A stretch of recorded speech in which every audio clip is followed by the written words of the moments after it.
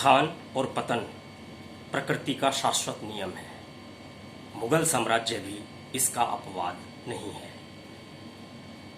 1526 में पानीपत के प्रथम युद्ध में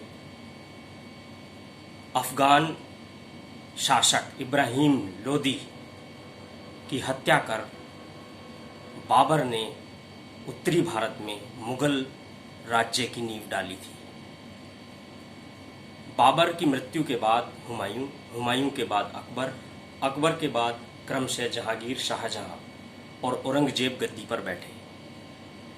बाबर के द्वारा स्थापित इस साम्राज्य की सीमाएं जब तक औरंगजेब जीवित रहा 1707 तक, तब तक लगातार भारतीय उपमहाद्वीप में विस्तारित होती रही। किंतु 1707 में जैसे ही औरंगजेब की मृत्यु हुई, हम ये देखते हैं कि उसके आगे आने वाले 100 वर्षों के भीतर ही महान मुगल साम्राज्य धराशायी हो गया।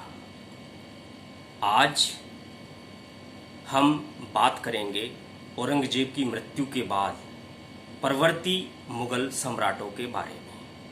अर्थात 1707 में औरंगजेब की मृत्यु हुई और उसके बाद 1857 की क्रांति तक, जब तक अंतिम मुगल शासक बहादुर शाह जफर को भारत से निष्कासित नहीं कर दिया गया, तब तक हम देखते हैं कि 1707 से लेकर के 1857 तक 10 मुगल शासक गद्दी पर बैठे। कैसी उनकी उपलब्धियां थीं, क्या उन्होंने मुगलों की उस महान विरासत को आगे चलाए रखा, इस कहानी को हम 2 हिस्सों में समझेंगे। प्रथम वीडियो में आज मैं परवर्ती मुगल सम्राट 1707 में औरंगजेब की मृत्यु के बाद से लेकर के 5 मुगल सम्राटों के बारे में बात करूंगा। औरंगजेब की मृत्यु के बाद क्रमशः बहादुर शाह, जहांदार शाह, फर्रुखशियर, मोहम्मद शाह और अहमद शाह गद्दी पर बैठे। इन 5 के बाद भी दूसरे और 5 मुगल सम्राट गद्दी नशीन हुए, जिनके नाम क्रमशः Alamgir second, Shahjahan third, Shah Alam second, Akbar second और बहादुर शाह सेकेंड हैं। इस वीडियो के प्रथम भाग में मैं औरंगजेब की मृत्यु के बाद के 5 मुगल परवर्ती सम्राटों के बारे में बात करूंगा और हम जानेंगे कि कैसी विरासत उन्होंने छोड़ी और किस प्रकार से मुगल साम्राज्य औरंगजेब की मृत्यु के बाद भी गतिमान रहा। देखिए, औरंगजेब की मृत्यु 1707 में महाराष्ट्र के अहमदनगर में हुई और उसे दौलताबाद के पास खुलदाबाद के मकबरे में दफनाया गया। जिस समय औरंगजेब की मृत्यु हुई उस समय उसके 3 पुत्र थे। मुअज्जम, जिसका नाम शाह आलम भी था, दूसरा पुत्र आजम और तीसरा कामबख्श। जैसा कि मुगल उत्तराधिकार की परंपरा थी, बादशाह की मृत्यु के बाद नया बादशाह युद्धों के द्वारा, उत्तराधिकार के युद्धों के द्वारा चयनित होता था। तो जैसे ही औरंगजेब की मृत्यु का समाचार प्राप्त हुआ, मुअज्जम, जिसका नाम शाह आलम भी था, उसने लाहौर में ही स्वयं को नया मुगल शासक घोषित कर दिया और बहादुर शाह प्रथम का टाइटल उसने ग्रहण किया। बहादुर शाह, जो कि औरंगजेब के बाद गद्दी पर बैठा, 1707 से 1712 तक उसने मुगल साम्राज्य को संभाला। उसके बारे में तत्कालीन साहित्यिक स्रोतों में उसकी खिल्ली उड़ाई गई है और उसे शाह बेखबर नाम से बताया गया है। अर्थात ऐसा सम्राट जिसे किसी भी बात की साम्राज्य की कोई खबर न हो। हालांकि बहादुर शाह फर्स्ट ने 1707 से 1712 तक के अपने कार्यकाल में सिखों से अपने संबंध सुधारने का प्रयास किया और उसने सिखों के 10वें और अंतिम गुरु गोविंद सिंह जी को भी एक मनसब प्रदान किया। किंतु हम देखते हैं कि 1708 में महाराष्ट्र के नांदेड़ में एक पठान ने गुरु गोविंद सिंह जी की हत्या कर दी और उसके बाद सिखों का नेतृत्व बंदा बैरागी के हाथ में आया।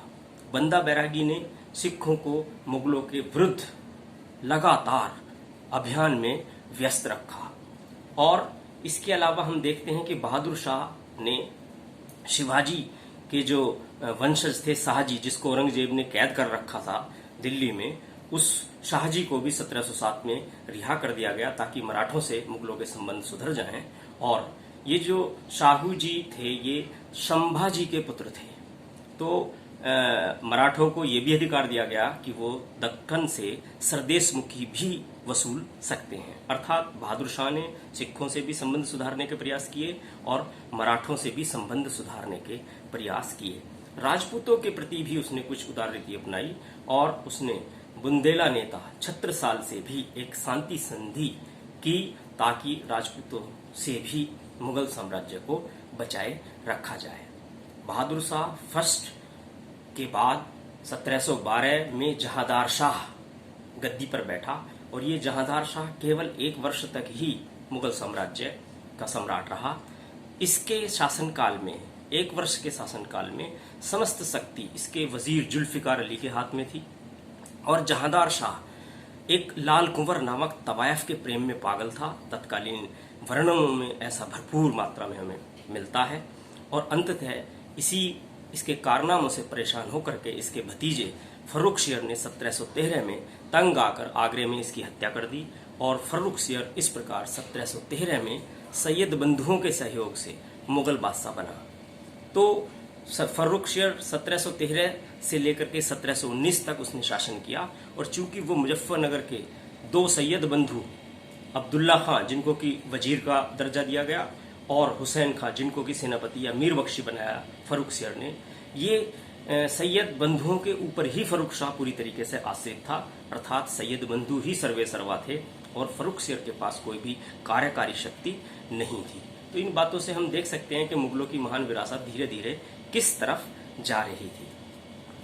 अंततः इस फर्रुखशियर के समय की सबसे एक बहुत महत्वपूर्ण घटना है सिख नेता बंदा बहादुर जिनका कि मूल नाम लक्ष्मण सिंह था, उनको पकड़ लिया गया और उन्हें अमानवीय यातनाएं दे करके उनकी हत्या दिल्ली में कराई गई। तो ये फर्रुखशियर के नाम एक बंदा बहादुर की हत्या का कलंक इसके सर पर सदैव ही रहेगा। इसके बाद सम्राट सशंकित हो गया सैयद बंधुओं से और अंततः इन सैयद बंधुओं में और फर्रुखशियर में भी मतभेद हो गए। ऐसी स्थिति में हुसैन अली ने जो कि मीर बख्शी थे फर्रुखशियर को अंधा करवाया और उसकी हत्या करवा दी। इस प्रकार से सैयद बंधुओं ने फर्रुखशियर का शासन भी समाप्त कर दिया। अब सैयद बंधुओं के सहयोग से मोहम्मद शाह जो कि औरंगजेब के बाद 4थे नंबर का मुगल बादशाह बना, ये अपेक्षाकृत लंबे समय तक शासन किया और इसने 1719 से 1748 तक मुगल गद्दी संभाली। लेकिन ये नाम मात्र का शासक था, चूंकि सैयद बंधुओं ने ही से फर्रुखशियर की हत्या करने के उपरांत शासक बनाया था, लिहाजा ये रास रंग में ही डूबा रहता था और तत्कालीन स्रोतों में, तत्कालीन किताबों में इसे रंगीला नाम से उद्धृत किया गया है, अर्थात मोहम्मद शाह रंगीला। इसके समय में निजामुल मुल्क वजीर बनाए गए और इस निजामुल मुल्क ने ही सैयद बंधुओं का प्रभाव समाप्त करने में महत्वपूर्ण भूमिका अदा की। 1720 में हुसैन अली की हत्या निजामुल मुल्क ने कराई और इसी प्रकार से 1722 में अब्दुल्ला खां की भी हत्या करवा दी गई। इस प्रकार मुगल साम्राज्य, मुगल दरबार सैयद बंधुओं के चंगुल से निजामुल मुल्क के प्रयासों के द्वारा आज़ाद हुआ। किंतु अंततः निजामुल मुल्क भी दिल्ली के दरबार की गुटबंदी से, कूटनीति से परेशान हो गया और उसने भी 1724 में अपना पद वजीर का छोड़ दिया।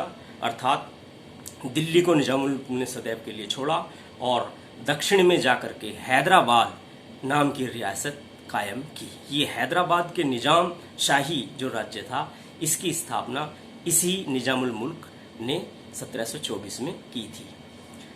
मोहम्मद शाह के समय की सबसे बड़ी घटना है 1738-39 में ईरान के शाह नादिर शाह ने दिल्ली पर अटैक किया। दिल्ली पर इन्होंने अपना कब्जा कर लिया और मोहम्मद शाह जो कि मुगल बादशाह थे उनको गिरफ्तार कर लिया गया।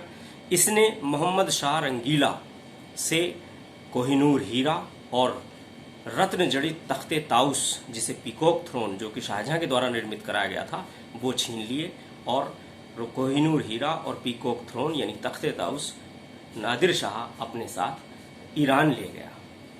इसके बाद हम देखते हैं कि 1748 में जब मोहम्मद शाह की मृत्यु हुई तो इसका पुत्र अहमद शाह, जिसको अहमद शाह बहादुर के नाम से भी हम इतिहास में देखते हैं, वो गद्दी पर बैठा और ये जिस समय गद्दी पर बैठा उस समय इसकी आयु केवल 22 वर्ष थी और इसने एक बार अब्दाली की एक एडवांस टुकड़ी को हराया था उत्तर पश्चिमी सीमा में, इसीलिए इसको एक बहादुर का टाइटल मिल गया था। अहमद शाह बहादुर, जिन्होंने 1748 से 1754 तक शासन किया, ये एक नर्तकी उधम बाई का पुत्र था। और इसके समय की सर्वाधिक महत्वपूर्ण घटना अहमद शाह अब्दाली का 1748 में मुगल भारत पर हमला है। अहमद शाह ने पंजाब और मुल्तान अब्दाली को बिना लड़े ही सौंप दिया ताकि दिल्ली को बचाया जा सके, और इस प्रकार से वजीर इमादुल मुल्क से ऐसा करने के कारण इसके संबंध खराब हो गए, और वजीर इमादुल मुल्क ने अंततः इस अहमद शाह बहादुर को अंधा करवाया और अपदस्थ कर दिया। बाद में अपने जीवन काल में जब तक ये जीवित रहा, जेल में ही जीवित रहा और वहीं पर इसकी मृत्यु हुई। तो हम देखते हैं कि अहमद शाह बहादुर के समय में सर्वाधिक महत्वपूर्ण घटना अहमद शाह अब्दाली का भारत पर आक्रमण था। इसके समय में इसकी एक सौतेली माँ थी कुदैसिया बेगम, वो और वजीर फिरोज जंग ये दरबारी षड्यंत्रों में शामिल रहते थे, और इस कारण से वजीरों की शक्ति लगातार बढ़ती ही चली जा रही थी। तो आज हमने इस वीडियो में औरंगजेब की मृत्यु के बाद जो 5 मुगल बादशाह गद्दी पर बैठे हैं, बहादुर शाह, जहांदार शाह, फर्रुखशियर, मोहम्मद शाह और अहमद शाह बहादुर के संदर्भों के बारे में जाना। दूसरे पार्ट में इस वीडियो के मैं जो बाकी बचे हुए 5 मुगल शासक हैं, जैसा कि मैंने पहले भी कहा था कि औरंगजेब के बाद 10 मुगल बादशाह गद्दी पर बैठे हैं और टोटल 16 मुगल बादशाह गद्दी पर बैठे हैं 1526 में बाबर से लेकर के बहादुर शाह जफर 1857 की क्रांति तक। तो अगले पार्ट में मैं अगले 5 जो बचे हुए हैं, यानी कि अहमद शाह बहादुर के बाद जो गद्दी पर बैठे, क्रमशः Alamgir second, Shahjahan third, Shah Alam second, Akbar second और बहादुर शाह सेकंड के बारे में आपसे चर्चा करूंगा। धन्यवाद।